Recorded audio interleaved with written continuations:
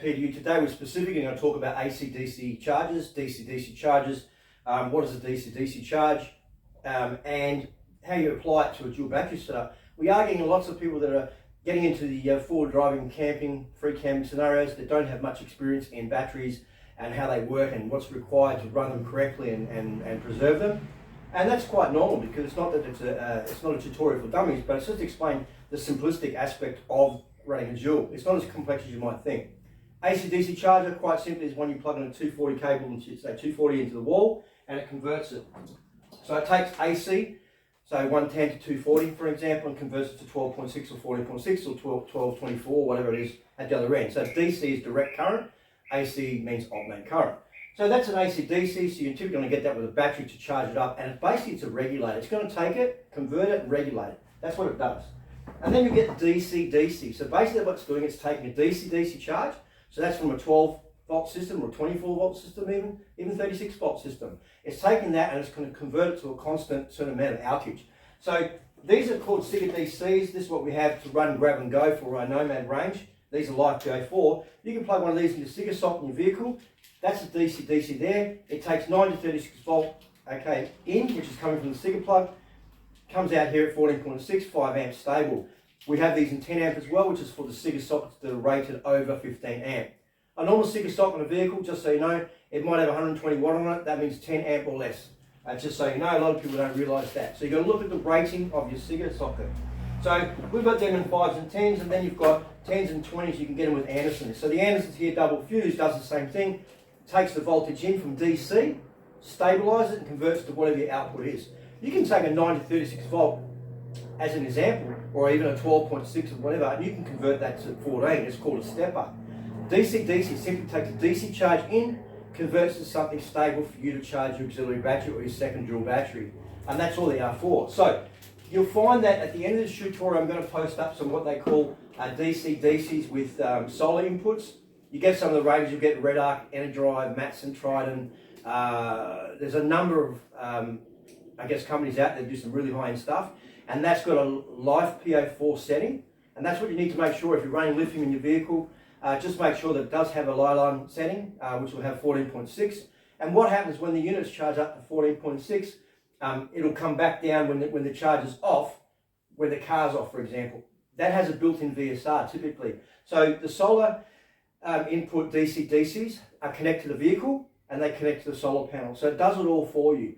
So rather than have a separate one for the car, like we've got here, and then have a solar panel running to a regulator, running to the battery, the simplest way to do it and the most economical and carefree way of doing it is get one of the DC/DCs 20 or 40 amp chargers with the solar input. It has a built-in VSR.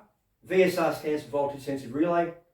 You will be referred to as relays by some auto electricians. But basically what it is that it senses when your crank battery starts to come down, because your car's off, the voltage comes down your crank battery.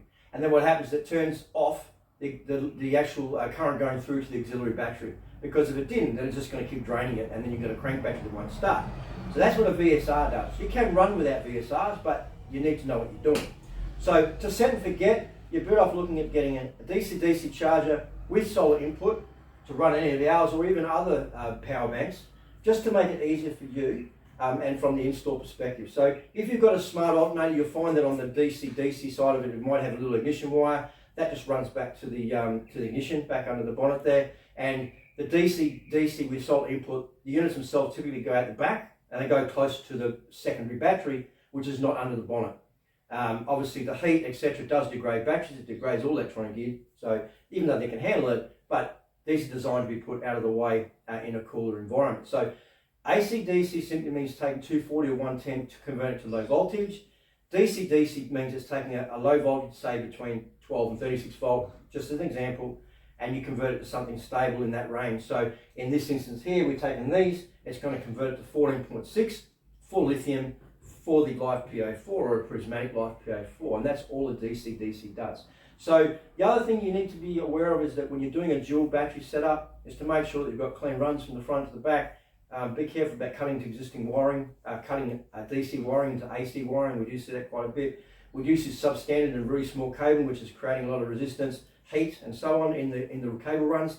Make sure you use a good quality cable right through to the Anderson at the back, and then where you're going to connect your DC with your solar inputs on. And again, at the end of the tutorial, I'll put a couple of photos of what you can look for, but quite simply put into the Indian search or any of our partners, just say, look, I want a DCDC 40 amp or 20 amp, 30 amp, whatever. Typically our products under 50 amp and under. The reason we do that is you've got to realise that an Anderson plug, it's not unlimited amount you can put through it. They're a 50 amp Anderson, the greys, they're 50 amps. There's no point having a 70 amp charge because we won't do it, because obviously it's going to put too much pressure on the Anderson. So that's quite simply what a DC-DC does. It just stabilises the charge rate coming out, and you've got an input coming in. So DC-DC is inputs DC, output DC, DC-DC. AC-DC is input AC, output DC. And that's really all it is. So I hope that helps you in understanding a little bit. You don't need to get really confused about it. So quite simply, if you get a DC-DC with solar input, you can connect that to the vehicle. It'll completely regulate everything for you and make sure that the output is specifically for whatever it is you're charging. The other thing is that make sure that you understand what it is you're using it for, how much draw you need, and that will determine, how much you need, basically your charge rate is. So we'll go into that in another tutorial, but that's AC-DC, DC-DC, and how to just simply use it.